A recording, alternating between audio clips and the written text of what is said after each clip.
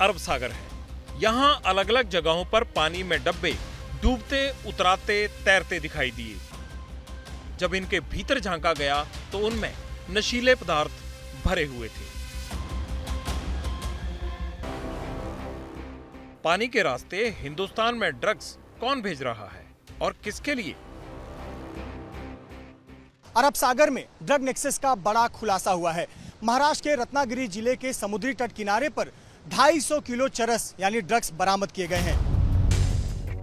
समंदर के रास्ते नशीले पदार्थ, हथियार और आतंकवादी भेजने के मामले पहले भी आते रहे हैं, पर इस बरामदगी को लेकर सवाल अब क्यों उठ रहे हैं?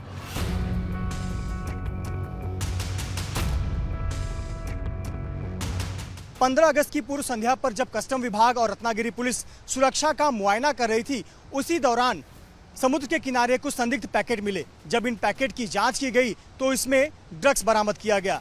पहले दिन रत्नागिरी जिले के समुद्री तट किनारे से 10 पैकेट बरामद किए गए, जिसमें 12 किलो चरस रखे गए थे। कस्टम विभाग ने अंदेशा जताया कि ये कुछ मामूली पैकेट नहीं है, बल्कि आने वाले दिनों में समुद्र के लहरों के सहारे ऐसे कई और पैकेट समुद्र के किनारे आ सकते हैं, और बिल्कुल वैसा ही हुआ। रत्नागिरी जिले में 7 स्पॉट पर करोड़ों रुपए के ड्रग्स मिले। ड्रग सप्लाई का पैटर्न एक जैसा था। बड़े बक्सों में छोटे पैकेट भेजे गए थे, जिनका कनेक्शन अफगानिस्तान और पाकिस्तान से जुड़ रहा है।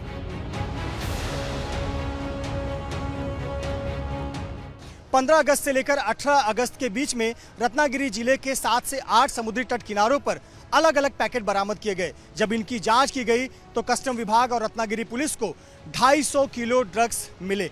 कस्टम विभाग इस बात का अंदेशा जता रही है कि ये ड्रग्स का पाकिस्तान और अफगानिस्तान कनेक्शन है। पानी के रास्ते को ही ड्रग्स डीलर क्यों चुन रहे हैं? इसकी पड़ताल में एक चौंकाने वाली थ्योरी सामने आई है।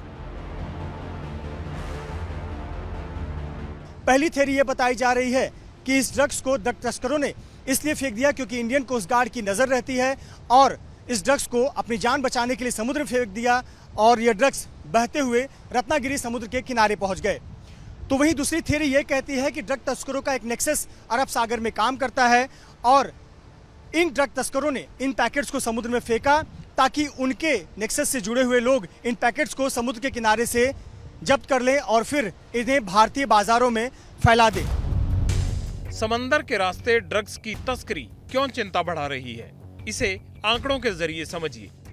साल 2022 में 14 से 17 अगस्त के बीच महाराष्ट्र में 250 किलो ड्रग्स पकड़ी गई। 2022 में गुजरात के पोरबंदर और जूनागढ़ जिले में 59 कॉपी पैकेज बरामद हुए, जिनमें करोड़ों रुपए की ड्रग्स मिली। 2019 में बीएसएफ ने गुजरात के कच्छ जिले में क्रीक इलाके में बहकर आए ड्रग्स के 2 पैकेट बरामद किए थे। 2019 में ही पाकिस्तान के समुद्री जहाज अल मदीना से ड्रग्स पकड़ी गई। बरामदगी गुजरात के जखाऊ पोर्ट पर हुई थी।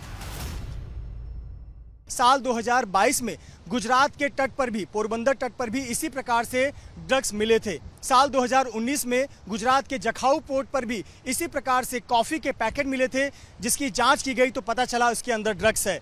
हालांकि ताजा घटना के बाद कस्टम विभाग और पुलिस सतर्क है। साथ ही साथ रत्नागिरी जिले के अलावा समुद्री किनारों पर जांच और बढ़ा दी गई है। ड्रग्स के कारोबार की गर्दन तोड़ने के लिए पुलिस क्या कर रही है? महाराष्ट्र से गुजरात तक जिन रूट से तस्करी हो रही है, वहां सिक्योरिटी और बढ़ा दी गई है। मकसद ड्रग्स के कारोबार की कमर तोड़ना है।